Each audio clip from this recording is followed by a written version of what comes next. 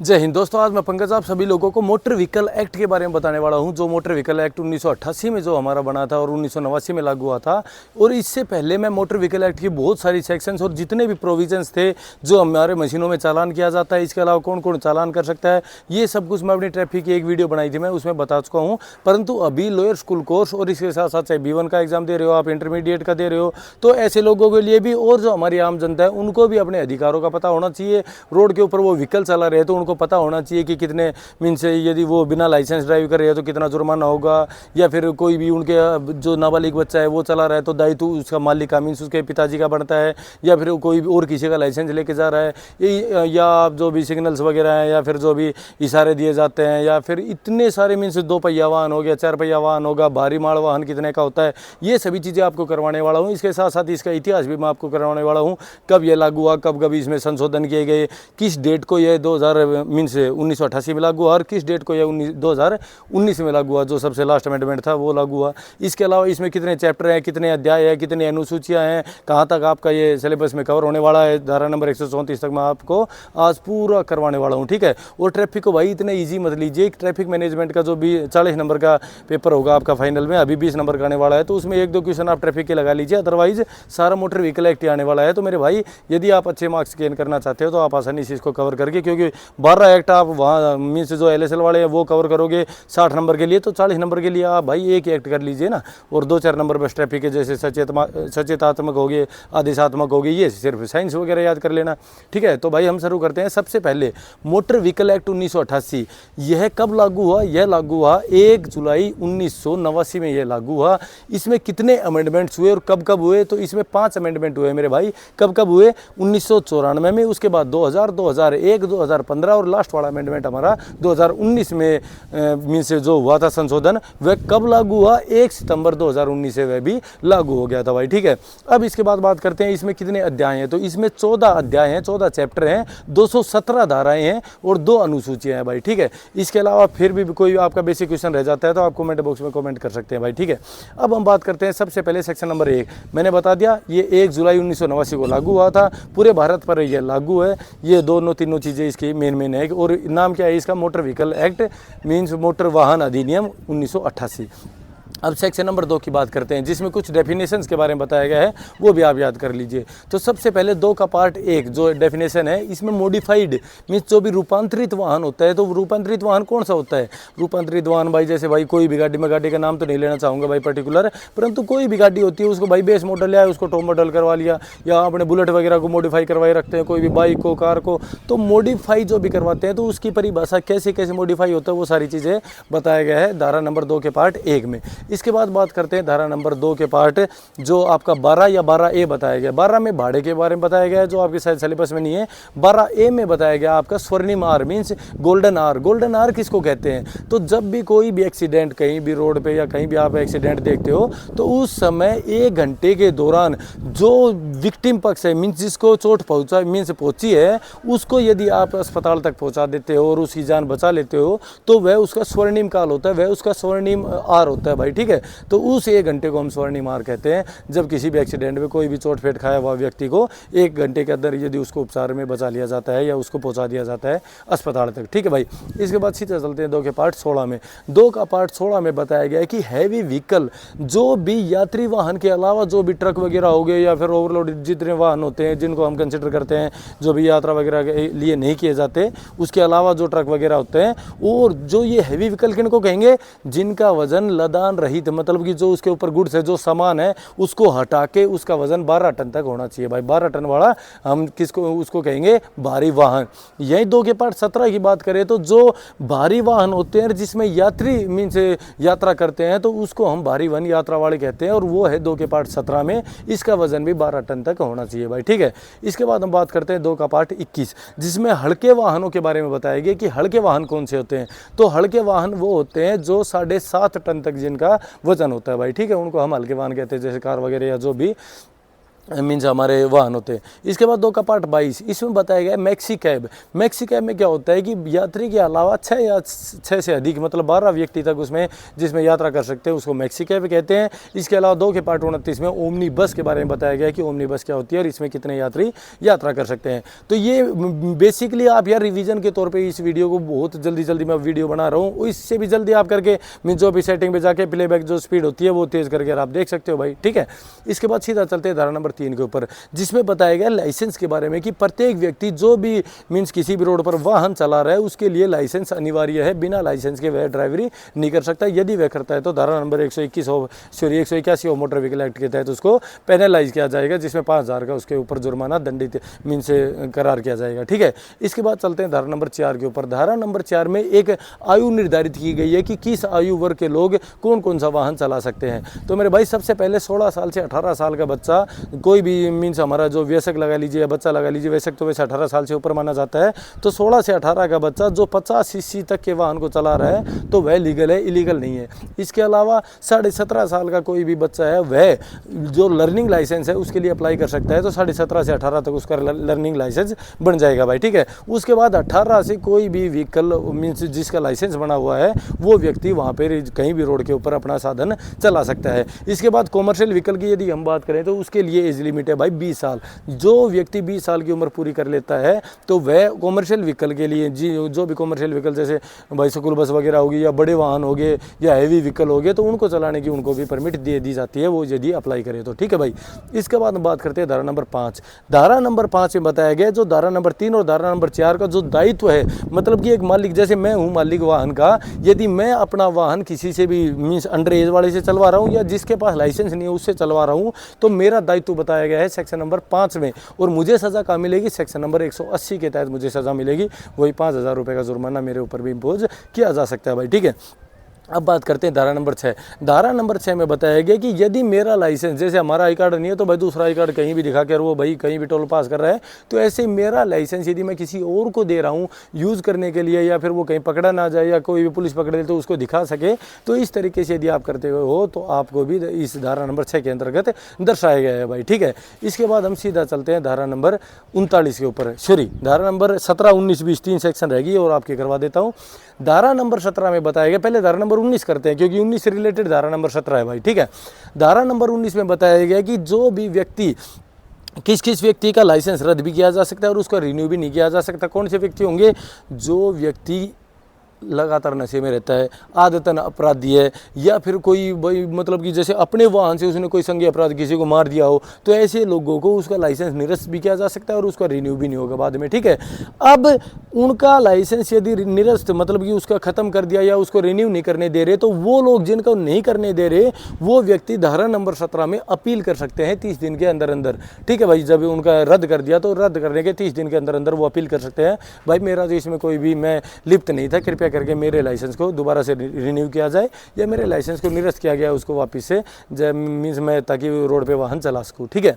अब बात करते हैं धारा नंबर 20 की, जिसमें बताया गया है कि कोई भी हमारे मजिस्ट्रेट साहब है, जैसे उनके पास कोई भी केस आते हैं तो वो उसको या फिर हमारी लाइसेंस अथॉरिटी के सिफारिश के ऊपर भी जो भी व्यक्ति इस तरीके की, जैसे 184 है डेंजरस ड्राइविंग है, या फिर आपकी 185 है दारू पी के आप दारू मीन्स गाड़ी चला रहे हो, या फिर 189 होगी 192 होगी, तो इस तरीके के मीन्स आप रूल वायलेट करते हो तो आपका जो लाइसेंस है उसको अयोग्य घोषित भी किया जा सकता है कुछ दिन के लिए। जैसे 184 वाला आपने किया तो आप 5 साल तक भी भाई मीन्स, या फिर आप दारू पी के चला रहे हो तो 1 साल तक भी किया जा सकता है। तो ऐसी कुछ कंडीशंस है, रजिस्ट्रेशन वाला हो गया तो 1 साल तक भी किया जा सकता है, तो अयोग्य घोषित कर देंगे, 1 साल तक आप कोई भी व्हीकल नहीं चला पाओगे। ये कहाँ बताया गया है, section number 20 of motor vehicle act 1988 amendment 2019, ठीक है भाई। अब हम सीधा चलते हैं धारा नंबर 39 के ऊपर। इसमें रजिस्ट्रेशन बताया गया है कि आपका व्हीकल यदि रोड पर चल रहा है, आपके पास कोई भी व्हीकल है तो आप उसका रजिस्ट्रेशन जरूर करवाओगे, जो भी इसमें शर्त और नियम में दी गई है उसके हिसाब से भाई, ठीक है। इसके बाद सीधा चलते हैं धारा नंबर 66 परमिट।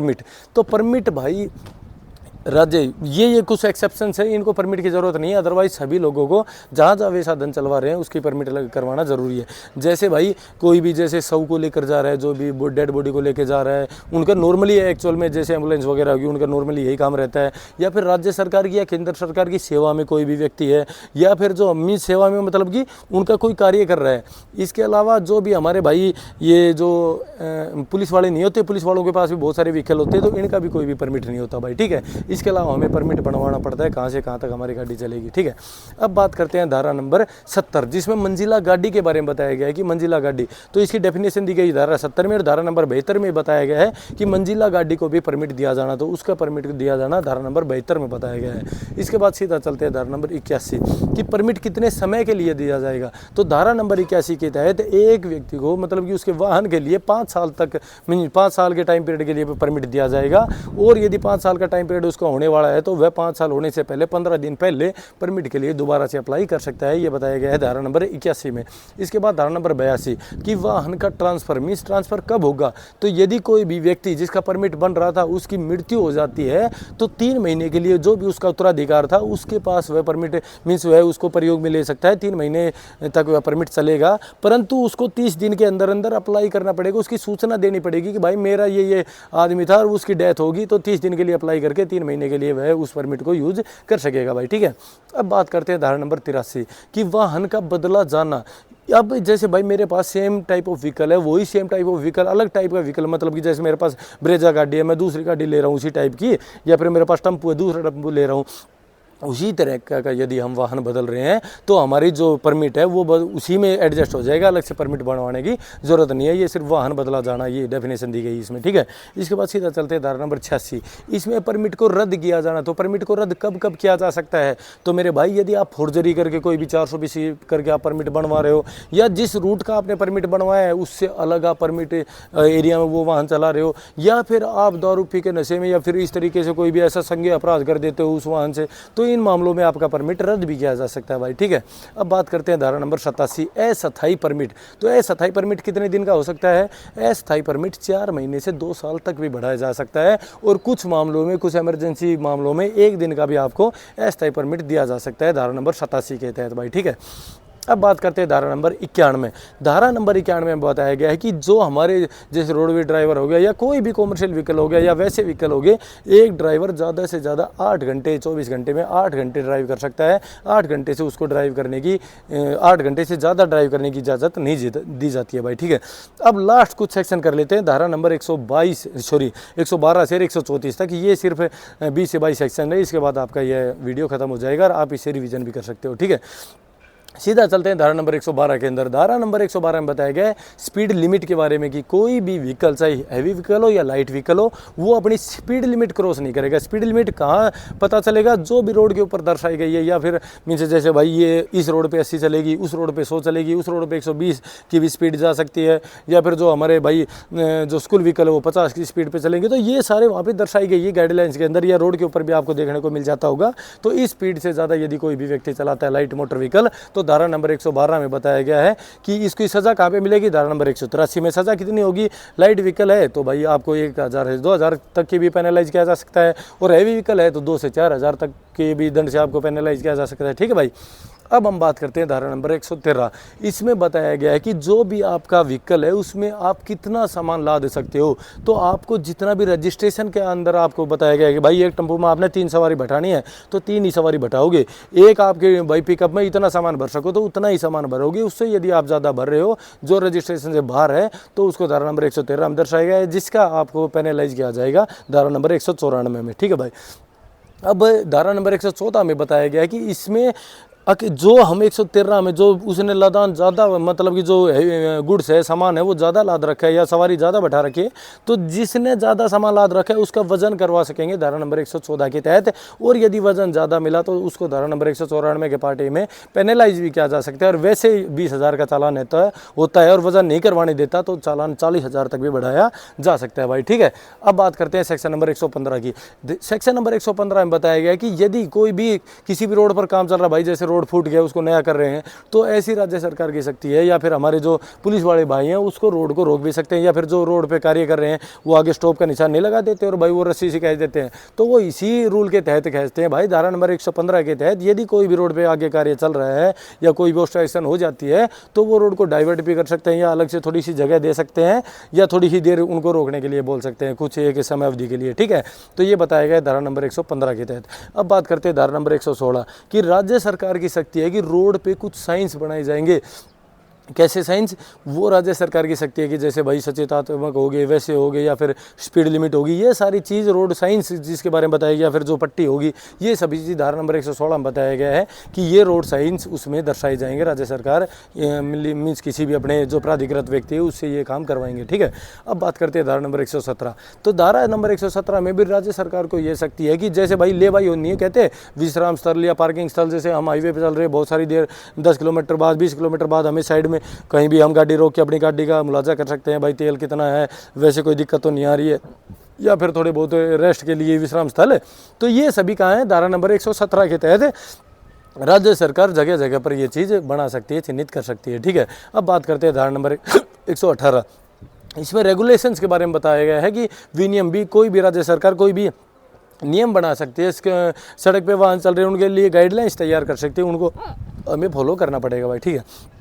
अब बात करते हैं धारा नंबर 119 की। धारा नंबर 119 में बताया गया कि ट्रैफिक जो हमारे ट्रैफिक साइंस होते हैं उनको फॉलो करना आपकी जिम्मेवारी बनती है। यदि आप फॉलो नहीं करते हैं तो ट्रैफिक साइंस को, तो आपको धारा नंबर 177 के तहत पेनलाइज भी किया जा सकता है, ये बताया गया धारा नंबर 119।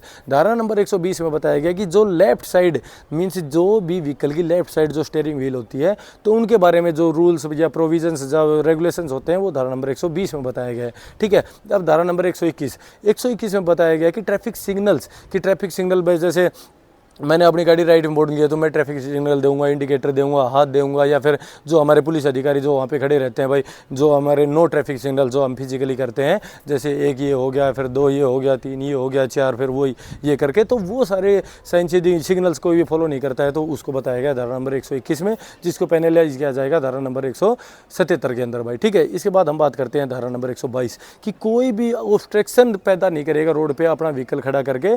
जैसे भाई मैं जा रहा हूँ, मैंने रोड के बीच में वाहन खड़ा कर दिया, बहुत सारे लोग परेशान हो रहे हैं, तो वो नहीं करेंगे, धारा नंबर 122 के तहत इसमें बताया गया है भाई, ठीक है।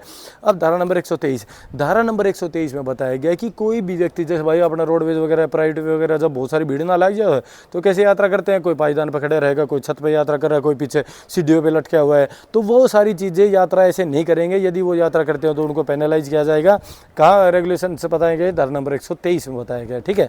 अब बात करते हैं धारा नंबर 124। यदि कोई भी यात्री बिना मीन्स जो आपके पास टिकट है, जैसे रोडवेज में बैठ के जा रहे हो, प्राइवेट में बैठ के जा रहे हो, टिकट नहीं कटवा रहे, तो यदि बिना टिकट यात्रा करते हो तो धारा नंबर 124 के तहत इसकी डेफिनेशन दी गई है, और धारा नंबर 178 के तहत आपको पेनलाइज भी किया जा सकता है भाई, ठीक है। इसके बाद बात करते हैं धारा नंबर 125। धारा नंबर 125 यह कहती है कि कोई भी ड्राइवर कोई रोडवेज या किसी भी चीज़ का यार जो भी मीन्स कॉमर्शियल यूज़ में अपना वाहन चला रहा है, तो उसको आप अवरोध पैदा करते हो, उसको गाड़ी नहीं चलाने दे रहे हो, उसके आगे बैग टांग दिया भाई, उसका आगे पीछे साइड में एक बैग टांग दिया, वो बेचारा आगे थोड़ी सी जगह में यात्रा कर रहा है, तो मेरे भाई ऐसा नहीं करना आपको, नहीं तो आपको सारी आपकी डेफिनेशन ये सारी चीज़ें कहाँ दर्शाई गई है? धारा नंबर 125 में दर्शाई गई है। और यदि आप रूल वायलेट करते हो तो धारा नंबर 177 में 500 रुपये जुर्माना पहली बार में, और दोबारा आप करते हो तो 1500 रुपये तक के जुर्माने से आपको दंडित किया जा सकता है, ठीक है। इसके बाद धारा नंबर 126, इसमें बताया गया है कि खड़ा वाहन जैसे भाई कोई भी जैसे भाई एक्सीडेंट हो गया या आग लगी उसमें या खुद ने फूंक दी, तो मेरे भाई यदि ऐसा कार्य होता है, यदि उसमें आग लग जाती है तो आप क्या करोगे? तो उस व्हीकल को वहाँ पे खड़ा नहीं रखेंगे, जिसका भी व्हीकल है उसको किसी न किसी की सहायता से, क्रेन वगैरह की सहायता से वहाँ से हटाएंगे। मीन्स जो व्हीकल वहाँ पे जैसे इस स्थिति में खड़ा है, जो पर्यावरण को दूषित कर रहा है, जो मीन्स और लोगों को दूषित कर रहा है, हमारे वातावरण को दूषित कर रहा है, तो ऐसा चीज़ को दर्शाया गया है धारा नंबर 126 के अंदर। अब बात करते हैं धारा नंबर 127 कि जैसे भाई एक्सीडेंट हो जाता है या कोई भी वैसा व्हीकल होता है, भाई अपने खेत में गया हुआ और व्हीकल उसका बाहर खड़ा है, वो आते टाइम भूल गया, सीधा निकल गया और किसी के साथ निकल गया, तो 10 घंटे से ज़्यादा कोई भी व्हीकल रोड पे या कोई भी सार्वजनिक जो रास्ता है उस पर खड़ा रहता है तो पुलिस उसको उठा सकती है। 10 घंटे से ज़्यादा वह व्हीकल को खड़ा नहीं रहने देंगे भाई, ठीक है। इसके बाद धारा नंबर 128, इसमें बताया गया कि आप यदि बाइक पे यात्रा कर रहे हो तो आपके पीछे सिर्फ एक यात्री को यात्रा करवा सकते हो। यदि इस पे ट्रिपल या चार बंदे सवारी कर रहे हैं तो उसको धारा नंबर 128 में उसकी डेफिनेशन दी गई है, और धारा नंबर 194 के पार्ट सी में उसको पेनलाइज किया जाएगा, जिसमें 1000 रुपये तक के जुर्माने से आपको दंडित किया जा सकता है। ठीक है, अब बात करते हैं धारा नंबर 129। धारा नंबर 129 में बताया गया कि ड्राइवर भी और पिलियन ड्राइवर भी दोनों के दोनों क्या करेंगे, दोनों के दोनों हेलमेट लगा के रखेंगे। यदि हेलमेट नहीं लगाते तो धारा नंबर 194 के पार्ट डी में उनको भी 1000 रुपये के दंड से दंडित किया जा सकता है। इसके बाद सीधा चलते हैं धारा नंबर 130 में बताया गया है कि जो भी व्यक्ति हमारे पुलिस ऑफिसर जो रोड पे खड़े रहते हैं या ट्रैफिक जो भी ऑपरेट करते रहते हैं, यदि आप उनके कहना नहीं मानते, उनके द्वारा यदि कागज़ मांगे जाते हैं, आप कागज़ उनके नहीं दर्शाते, चाहे रजिस्ट्रेशन हो लाइसेंस हो, तो आपको इस धारा के 130 के अंतर्गत आते हो। और यदि उनका कहना नहीं मानते हो, धारा नंबर 179 के तहत आपको दंडित भी किया जा सकता है, जिसमें 2000 रुपये तक का जुर्माना है। इसके बाद सीधा चलते हैं धारा नंबर 131 में बताया गया कि कोई भी जैसे भाई क्रॉसिंग होगी, जैसे मतलब कि भाई रोड है उसके बीच में फाटक है, फाटक यदि है तो आप उसको बिल्कुल सावधानीपूर्वक, जो भी आपका सहायक है या खुद आप उतर के देखेंगे कोई ट्रेन वगैरह तो नहीं आ रही है, और यदि नहीं आ रही तो आप सावधानीपूर्वक पार करेंगे। ये बताया गया धारा नंबर 131 में। धारा नंबर 132 में बताया गया है कि एसआई से नीचे की रैंक का कोई भी अधिकारी जो कोई मीन्स किसको नहीं रोकेगा, जो एक्सीडेंट करके भाग रहा है उसको रोक के 24 घंटे से ज़्यादा डिटेन नहीं कर सकता। अच्छे से समझ लीजिए, पूरे मोटर व्हीकल एक्ट में एसआई का जिक्र सिर्फ इस धारा में किया गया है, अदरवाइज हर जगह सिर्फ any police officer in uniform, कोई भी पुलिस अधिकारी जो वर्दी में होगा, ये जिक्र किया गया है। उसमें कहीं भी जो पद है वो नहीं दर्शा रखा, तो सिर्फ एसआई का पद कहाँ दर्शा रखा है, धारा नंबर 132 में। और उसमें यह बताया गया है कि कोई भी जो ड्राइवर है जो किसी को वाहन को या किसी भी आदमी को या किसी भी जानवर को टक्कर मार के भाग रहा है, तो उसको एसआई के नीचे के रैंक का अधिकारी उसको रोके 24 घंटे से ज़्यादा डिटेन नहीं कर सकता। इसके बाद धारा नंबर 133 में बताया गया है कि जो भी वाहन का मालिक है, उसने ड्राइवर छोड़ रखे भाई वाहन के ऊपर, ड्राइवर कोई भी एक्सीडेंट करके भाग गया, तो भाई हमारे पुलिस अधिकारी या कोई भी हमारे कोर्ट वाले यदि मालिक से कोई भी सूचना मांगते हैं या फिर उसका खुद का भी दायित्व है, यदि उसके द्वारा ऐसा कोई भी उसके वाहन द्वारा या उसके वाहन चालक द्वारा ऐसा कोई भी एक्सीडेंट हुआ है, तो वो उसके तहत उनको इन्फॉर्मेशन देगा, पुलिस वाले को भी या फिर मजिस्ट्रेट को। ठीक है, तो उसका दायित्व बनता है कि जो भी इन्फॉर्मेशन उनसे मांगी जाए वह उसको देने का दायित्व बनता है उसका। ठीक है, अब लास्ट धारा नंबर 134 कि कोई भी व्यक्ति जो एक्सीडेंट करके भाग रहा है तो एक्सीडेंट करके भागेगा नहीं। हाँ, कुछ परिस्थितियां हैं, जैसे भाई बहुत सारी भीड़ इकट्ठा हो उसके मारने के लिए दौड़े तो वह भाग सकता है, परंतु भागते भागते भी वो क्या करेगा, कहीं भी रुक के पुलिस को इन्फॉर्म करेगा, डॉक्टर को इन्फॉर्म करेगा या पुलिस थाने में जाएगा, भाई मेरी गाड़ी से ऐसे ऐसे एक्सीडेंट हो गया। कोई भी ऐसे एक्सीडेंट करके नहीं भाग जाएगा भाई, ये धारा नंबर 134 में बताया गया है। ठीक है, तो जितनी भी इंपॉर्टेंट सेक्शन थी मिड टर्म के रिगार्डिंग मैंने आपको सारी सेक्शंस करवा दी है। ये अकेला 20 नंबर का आने वाला है अभी मिड टर्म में, और फुल में 40 नंबर का। तो आपको पूरा मोटर व्हीकल एक्ट 217 धारा में जो जो इंपॉर्टेंट है वो आपको करना ज़रूरी है। और यदि फिर भी आपको कहीं भी प्रॉब्लम आती है या फिर आप चाहते हो कि इसके कोई भी चीज़ों मैंने नहीं इसमें कवर करवाई, तो आप कमेंट बॉक्स में कमेंट करके मुझे अवगत करवा सकते हैं। दोस्तों आज के लिए इतना ही। जय हिंद, जय भारत।